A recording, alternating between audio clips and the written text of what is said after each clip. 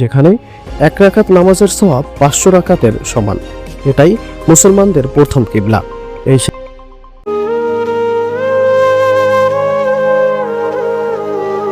কিয়ামতের আগে পৃথিবীর রাজধানী হবে আল আকসা। এটাই পবিত্র কোরআন শরীফে ওয়াদা এবং বিশ্বনবী হযরত মুহাম্মদ সাল্লাল্লাহু আলাইহি ওয়াসাল্লামের জবান। আল আকসা এমনই এক মসজিদ যেখানে এক রাকাত নামাজের সওয়াব 500 রাকাতের সমান। এটাই মুসলমানদের প্রথম কিবলা। এই সেই পবিত্র ভূমি যেখান থেকে প্রিয় নবী সাল্লাল্লাহু আলাইহি ওয়াসাল্লাম পবিত্র মেরাজে গিয়েছিলেন। এই মসজিদে নবী সুলাইমান আলাইহিস সালাম আল্লাহ তাআলার হুকুমে জিনদের দিয়ে কাজ করিয়েছিলেন। এর ইট পাথর জিকির করে, বাতাসে ভেসে বেড়ায় ঈমানের ঘ্রাণ।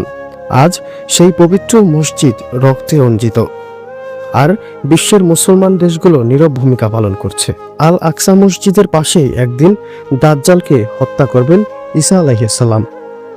এই ভূমিতেই হাসরের সময় মানুষ উঠবে। আল আকসা কেবল ইতিহাস নয়, এটা কিয়ামতের নিদর্শন ও ঈমানের চূড়ান্ত পরীক্ষা। ইতিহাসের পাতায় লেখা থাকবে পাকিস্তান ছিল বিশ্বের অন্যতম পারমাণবিক শক্তিধর, তবুও পবিত্র আল আকসা গাজাবাসীকে রক্ষার্থে একটি বোমাও উড়ে আসেনি। মিশরের বুক চেড়ে নীলনদ বয়ে গিয়েছে শতাব্দীর পর শতাব্দী, যা প্রাণ জুগিয়েছে আফ্রিকার মরুভূমিকে। অথচ পাশেই গাজার শিশুরা তৃষ্ণায় কাঁপতে কাঁপতে মাটিতে লুটিয়ে পড়েছে। সৌদি আরব আমিরাত ছিল তেলের সাগর। তেলের সাগরে ভেসে থাকা বিলাসী সাম্রাজ্য কিন্তু গাজার অ্যাম্বুলেন্সগুলোতে পেট্রোল না পেয়ে রাস্তায় দাঁড়িয়েছিল নিঃশব্দে, নিরুপায়। নীরবতা যেন তাদের একমাত্র আর্তনাদ। সর্বোচ্চ আশা প্রত্যাশার অসংখ্য চোখ তাকিয়েছিল তুরস্কের দিকে, নেতৃত্বের স্বপ্নে বিভোর।